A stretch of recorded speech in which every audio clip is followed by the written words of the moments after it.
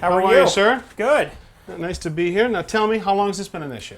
Well, we moved in about 6 months ago, and we've had the problem ever since. Okay. Now, do you only smell it when the dishwasher cabinet is open? Correct, yes. Okay. Now, anytime I hear that, it makes me think that there is some presence of food particles rotting away or deteriorating. Now, there's not a lot of places for them to catch inside this basin, but there is a place down below. I brought along the part you can't see. When you run your dishwasher, water and food particles drop down here into this sump. It's like a reservoir, and below it is a grinder. And what's the grinder doing? Much like a garbage disposer, grinding up food and sending it out to the sink or to the drain. Now on the side, you'll notice right here, this is a pump. And on the pump discharge, there is normally installed a check valve. Now that check valve is designed to make the pump water go this way, but not come this way. Now the hose leaves here and has to get into the drain somehow. All right, well here is your discharge hose from the dishwasher right here, and it comes into a dishwasher T with a branch right there. And look at this, you've got a bit of food particles all inside that clear hose. I don't like seeing that. What I think is happening is that you've got some partial stoppage. Say there's a little bit of resistance in this drain pipe or in the trap.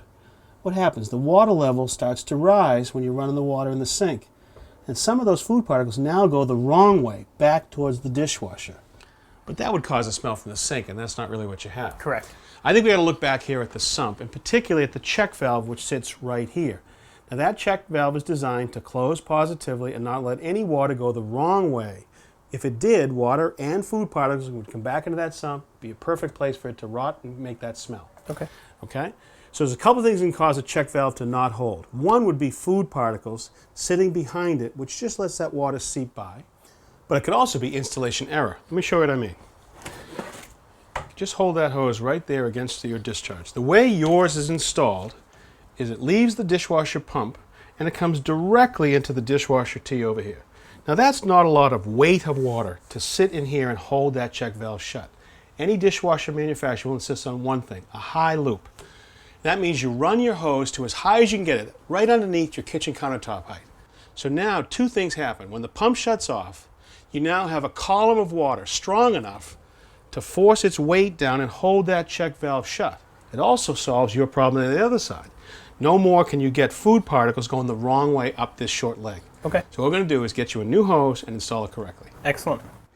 First thing we do is to disconnect the discharge hose from the dishwasher T. There's a spring clip, and that comes right off. Now I'm going to use the old hose to act as a snake for the new hose. So I push that in. I'm just going to use a little bit of tape to hold it so it stays together. Now I want you to pull the old hose, and I'm going to feed it to you carefully. And that'll help us get that new hose right in the right position. Don't pull too much. Do you see the coupling? Yep, I can see it. All right, just hold that. Now I want to get the water out of the drain hose. Okay. Just grab that pan, would you? All right, so now I want to get the water that's in this hose into this shallow pan. Just hold that down too.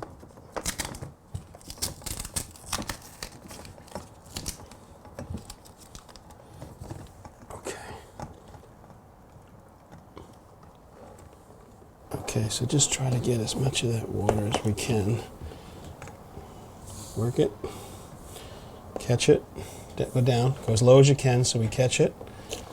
Let's do it one more time.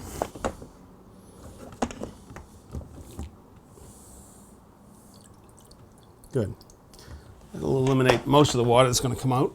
We're going to replace our old hose with a new hose, and the connection is a stainless steel clamp. This has to be loosened. Now, there's going to be a little water in this. We've got to be careful when I pull it apart. Okay, now make up our new hose using the same clamp. And now we are ready for our high loop. All right, to hold it in place, we just need a couple of screws. All right, we have our high loop run all the way to the underside of the countertop, a nice high loop, and now we just need to make the connection to our dishwasher T. For that, it's the same spring clip.